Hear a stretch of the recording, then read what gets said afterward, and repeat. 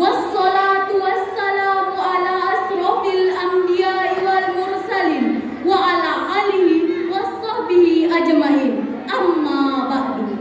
Pada kesempatan yang baik ini, marilah kita panjatkan puji dan syukur kita kepada Allah Subhanahu wa Ta'ala, Tuhan yang Maha Pengasih lagi Maha Penyayang, yang tak pilih kasih, tak pandang sayang, yang nikmatnya tak terbilang. Dengan nikmat tersebut, kita dapat hadir di tempat ini dalam keadaan sehat walafiat. Salawat berikan salam selalu tercurah kepada putra gurun pasir yang pada subuh Senin ia lahir. Patung-patung di sekitar Ka'bah jatuh tersungkir, yaitu Nabi Allah yang terakhir. Siapa lagi kalau bukan junjungan kita, yakni Nabi besar Muhammad sallallahu alaihi wasallam. Allahumma sholli ala Muhammad wa ala ali Muhammad. Hadirin rahimakumullah. Maghrib mengaji jadi kebiasaan, Allah Rasulullah jadi pedoman. Izinkan kami menyampaikan syarahan, semoga hadirat semua jadi terkesan. Dengan judul Generasi Muda sebagai kader penerus pembangunan bangsa. Hadirin yang dimuliakan oleh Allah Subhanahu wa Ta'ala, apabila kita melihat dari sudut pandang psikologi perkembangan, tampak semakin tua, manusia semakin cerdas, pengetahuan semakin dewasa, dan teknologi semakin canggih. Namun, di balik itu semua, apakah kehidupan kita akan semakin membaik? Apakah kehidupan kita akan semakin nyaman, sejahtera, baik lahiriah maupun batinnya? Mungkin tidak. Bahkan sebaliknya, kehidupan kita akan semakin mundur, terpuruk, bahkan hancur. Disebabkan reformasi kebablasan, kritis multidimensi yang tak kunjung selesai, dan keadilan yang tak dapat ditegakkan.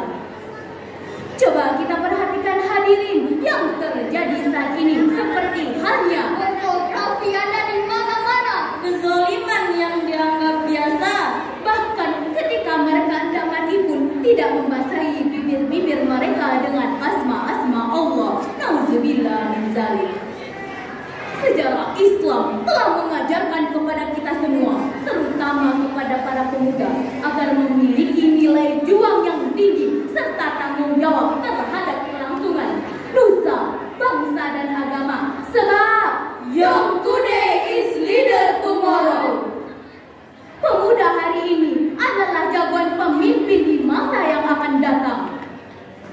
Hal ini ditegaskan dalam surat At-Taubah ayat 105 yang berbunyi, A'udzu billahi minasy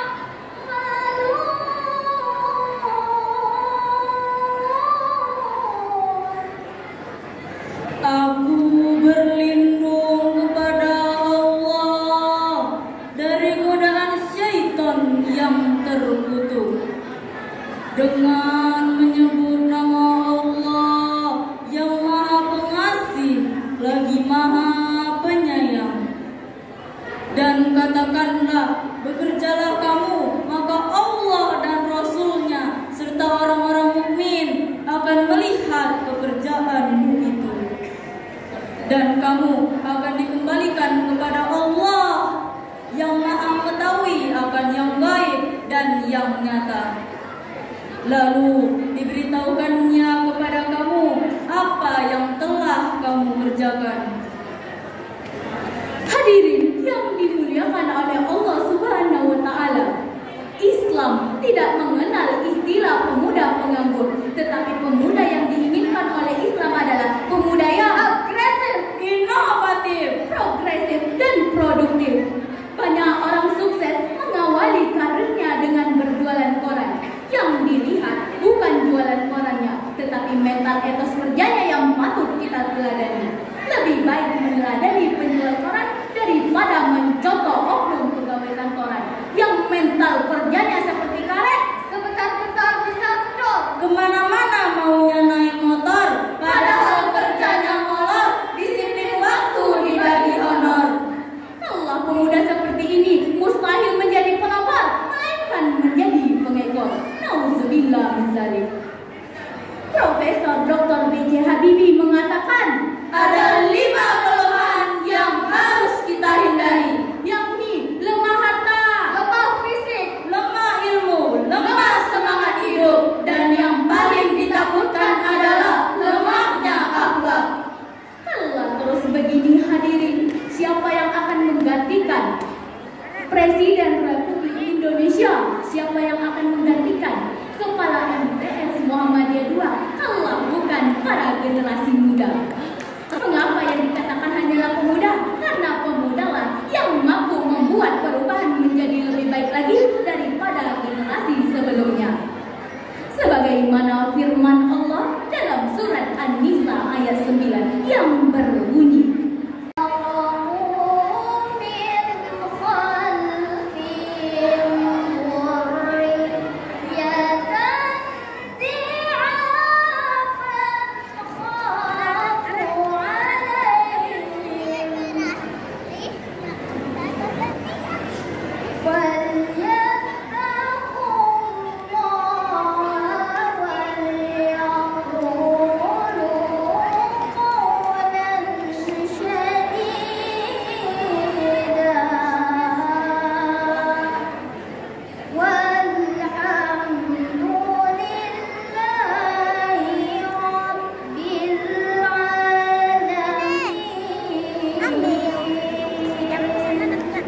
dan hendaklah kamu takut kepada Allah orang-orang yang seandainya meninggalkan di belakang mereka anak-anak yang lemah, yang mereka khawatir terhadap kesejahteraan mereka.